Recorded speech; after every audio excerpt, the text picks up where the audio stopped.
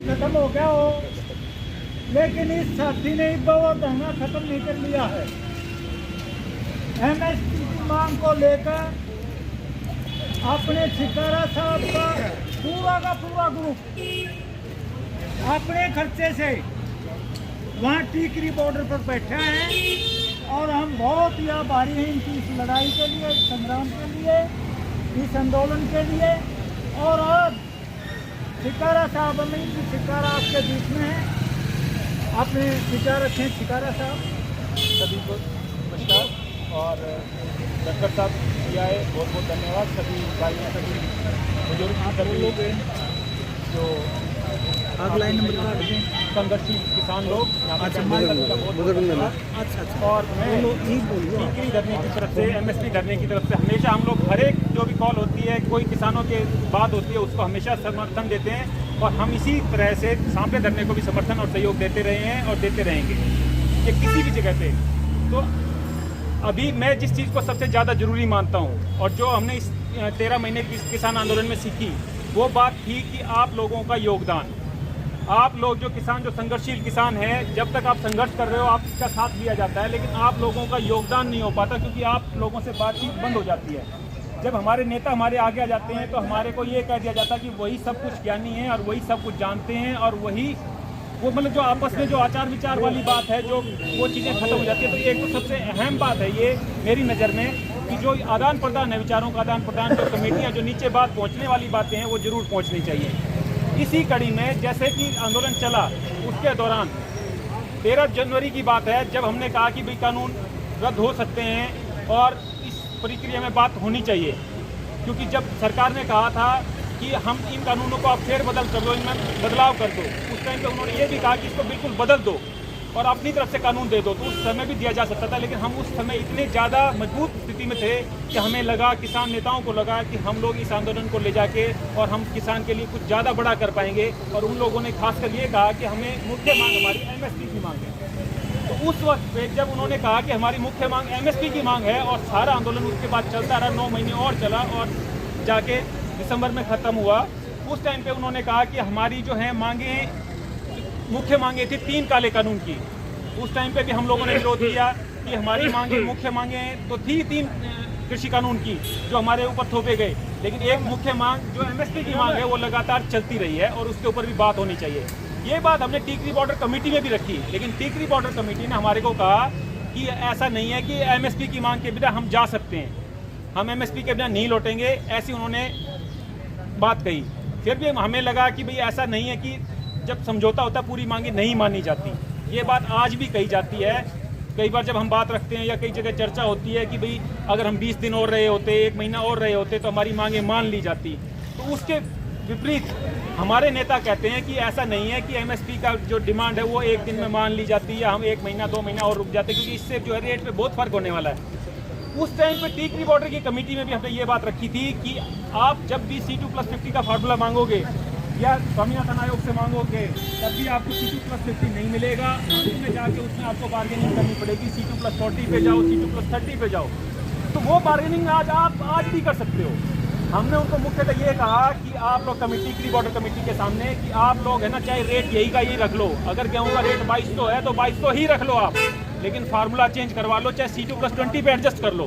दूसरी सरकार आएगी C2+20 से C2+30 करेगी, दूसरी सरकार आएगी तो C2+30 करेगी और बातें उसी तरह से होंगी। आज हम मांग रहे हैं C2+50, तो हमारी मांगे पूर्णतः मानी जाए ऐसा संभव नहीं है, उसको C2+40 पे मानना पड़े। जो बार्गेनिंग आगे करनी है 1 महीना और रोक के कर लो, फार्मूला चेंज करवा लो सिर्फ। और उसमें अगर C2+20 में भी एडजस्टमेंट होती है, 2200 रुपये अगर गेहूँ का रेट मिलता है या दूसरी फसलों का हिसाब से रेट मिलता है, तो दूसरी सरकारें उसमें मुनाफा करके उसमें बाद में 20 को 30, 30 को 40, लेकिन C2 को फार्मूला आ जाएगा, जिससे कि हमारी जो लागत मूल्य है, जो लोग किसान को बांधे पे लेते हैं, साझे पे लेते हैं, उनकी भी कीमत उसमें काउंट हो जाएगी, मजदूरी भी उसमें काउंट हो जाएगी। उस हिसाब से ये चीज़ें होनी चाहिए।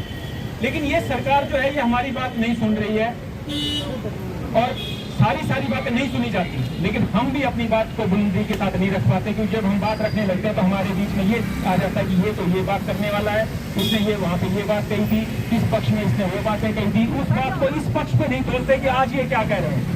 आज क्या ये बात है, इस वजह से लोग हमारे साथ छोड़ देते हैं। जब हमने विरोध किया और जो है पकोड़ा चौक से लेकर टीकरी बॉर्डर पर और टीकरी बॉर्डर स्टेज तक मार्च निकाली, तो भी हमारा विरोध किया कि ये जो है संयुक्त किसान मोर्चा आंदोलन को लेके जाना चाहता है और ये इसका विरोध कर रहे हैं। हम लोगों को गद्दार बताया गया, बागी बताया गया, और हमने जब हम बैठे वहां पे लगातार टीकरी बॉर्डर पर, तो हमें गद्दार की उपाधि देकर लोग किसानों ने आना बंद कर दिया।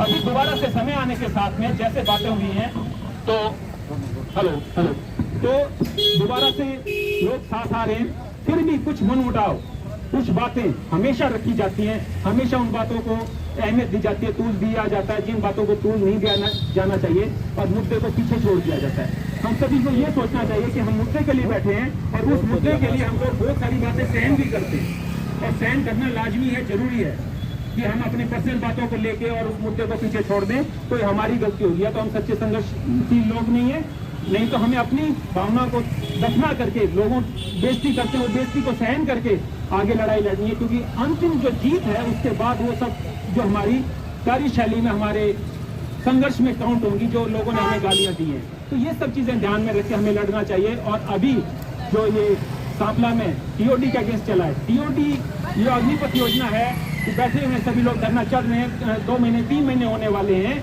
वहाँ पे लगातार, उसको भी ये बीजेपी की योजना है कि वो अपने जो आरएसएस के लोग हैं उनको भर्ती करना चाह रहे हैं। उसने आईएएस, आईपीएस और बड़ी बड़ी पोस्टों पे गुजरात से लोगों को भर दिया है, लेकिन अब वो देख रहे हैं कि नीचे वाली जो कैडर है, नीचे भी जो लोग हैं वहाँ पे भी अपने लोगों को भर दिया जाए। सेना के अंदर भर्ती होगी, उसके बाद सिलेक्शन उन्हीं लोगों का होगा जो उनके आरएसएस के लोग हैं, जो उनकी आरएसएस की कार्यशैली से प्रभावित हैं या उसके समर्थन में है, उसके समर्थन में जुटने को तैयार है। कम से कम उनकी आज हो सकता है वो उसके विरोध में हो, लेकिन जब वो शामिल हो जाएंगे अग्निपथ योजना के अंदर, उसके बाद अगर वो झुकने को तैयार है सरकार के आगे, तो उनको आगे पदोन्नति दी जाएगी, आगे उसको रखा जाएगा। क्योंकि 100% तो लगातार वो लगाने को तैयार नहीं है, वो 50% तक की बात करते हैं, 25% की बात करते हैं। और उसका सिलेक्शन आज जिस हिसाब की राजनीति चल रही है, वो देश को चलाने की राजनीति नहीं चल रही है, वो सत्ता को हथियार रहने की राजनीति चल रही है कि सत्ता हमारे पास काबिज रहे, लोगों को कमजोर कर दो, बोलने वालों को। जो हम लोग संघर्ष करते हैं उनके खिलाफ लगातार सीआईडी चलती है, हमारी जानकारी ज्यादा लेते हैं। जो भ्रष्टाचारी लोग हैं, जो ऑफिसर हैं, उनकी कोई जानकारी नहीं लेता। हम लोग कहाँ जा रहे हैं, किससे क्या बात कर रहे हैं, उसकी सीआईडी पूरी जानकारी देती है, लेकिन ये भ्रष्टाचार जो सारे देश को गोखला कर रहा है, इसकी कोई जानकारी नहीं लेता। सीआईडी के पास समय नहीं इन सब बातों के लिए, हमारे लिए समय है, हम क्या कर रहे हैं। तो ये सब बातों के साथ अगर आप लोग ये देख करके कि मैं क्या कर रहा हूँ और ये कौन क्या कर रहा है, इस हिसाब से अगर आप देखेंगे या किसी भी बात को इस लक्ष्य से तोलेंगे कि भाई ये तो इसका विरोध इसलिए कर रहा है कि ये तो इसको प्रधान बनने की उम्मीद है, ये विरोध इसलिए कर रहा है कि इसका विरोध इसने वहां पे किया था, इस तरह से अगर आप सोचते हैं तो ये आपकी गलती है। इससे आंदोलन को हमेशा नुकसान होता है, ऐसा मैं मानता हूँ। तो सभी लोग संघर्ष के साथ इकट्ठे हों, ऐसी कामना करता हूँ। सभी भाइयों का बहुत बहुत धन्यवाद, आपने शांति से सुना। जय किसान, जय जवान, भारत माता की धन्यवाद। एक ही चीज है, और जब तक संगठित एक नहीं होंगे, जब तक बात आपकी नहीं बढ़ेगी। इसलिए आप समझो, बहादुर तो जो थोड़े ही होते हैं, लेकिन उन्हें इतना जज्बा होना चाहिए कि मैं एक हूँ तो मैं हजारों से लड़ सकता हूँ। इतना जज्बा जो आदमी ले चला जाएगा, अपनी सोच इतनी डालेगा, तो जरूर एक दिन कामयाब होंगे। और हम यूँ नहीं आए, ये धरना जो 3 महीने से वहाँ चल रहा है, हम ये नहीं देखते वह संख्या कम है या ज्यादा है, हमारा एक ही मुद्दा है। और हम अपने मुद्दों के ऊपर हर लड़ाई के लिए, हर कुर्बानी के लिए लड़ते ही रहेंगे। जैसे हमारे बच्चों के लिए ये नौकरियां फौजवाड़ी थी, अब इसको भी छीन लिया। 4 साल में भी और तो ज़्यादा मैं कहता हूँ, ये सब साथी बता चुके हैं, कुछ नहीं सीख पाता। और सीख भी जाएगा तो क्यों मरेगा, जब उसको कोई फायदा ही नहीं होगा, ना पेंशन है, ना जो उसके लिए नौकरी है, तो वो रूस वाली कहानी है। ये तो फिर सब भागेंगे छोड़ के और देश गुलाम हो। तो आज साथियों, हम सब ने एकत्रित होकर लड़ना पड़ेगा। और भाई बुजुर्गों, साथियों, सब बच्चों की रही बात, बच्चों भी और भाई कुछ और लाते हैं, केस लाते हैं।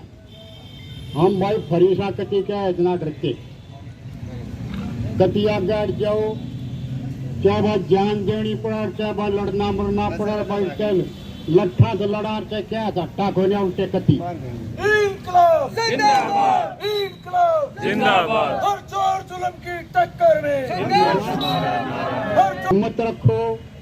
हिम्मत रखोगे तो हम कामयाब होंगे। इसका माला डालते हैं मोतियों का माला। ये भी भाई इन लोगों का सब बहुत ही मुमकिन है, कुछ ना है भाई। ये पछड़िया पड़ेगा हाथ जोड़दा पाछे ही और फिर नहीं पसार जाए इकट्ठे होकर नहीं लड़ोगे ना जय किसान, फिर नहीं तो करके दिल्ली में फिर जिंदाबाद जिंदाबाद जिंदाबाद जिंदाबाद। ये भावनात्मक खेल खेलने वाले लोग कभी भी सवालों का उत्तर नहीं देते, ना आपके संघर्ष का उत्तर देंगे। आपने 378 देने, सिंगू बॉर्डर, शाहजहानपुर, गाजीपुर, रोहतक रोड पर टिकरी 753 किसान शहीद हो गए। और यह बदमाश के हैं, अब ये घर बैठे होते तो भी मरते। सुनी होगी ना मंत्रियों की बात। अरे जल्लादों तो घर से निकलकर नारे लगाता है, वो आंदोलनकारी है। और जब वो आंदोलन में तो शहीद होता है तो शहीद का दर्जा मिलना चाहिए। घड़ा खाट पर पड़ा हो तो मर जाओ, कोई मैं भी मर जाऊं, कैसा रहा उसका। जब घर से निकल पड़े हम सबकी सामूहिक मांग लेकर, और फिर कौन से तक में दे दिए रे। जब आंदोलन चला तक में कौन से दिए थे। ये गद्दार हैं, ये नक्सलाइट हैं, ये पंजाब वाले हैं, पंजाब नारा मांगा है, खालिस्तानी हैं, कई ना ऐसे तक में। आ जाओ, मैं जवाब नहीं दे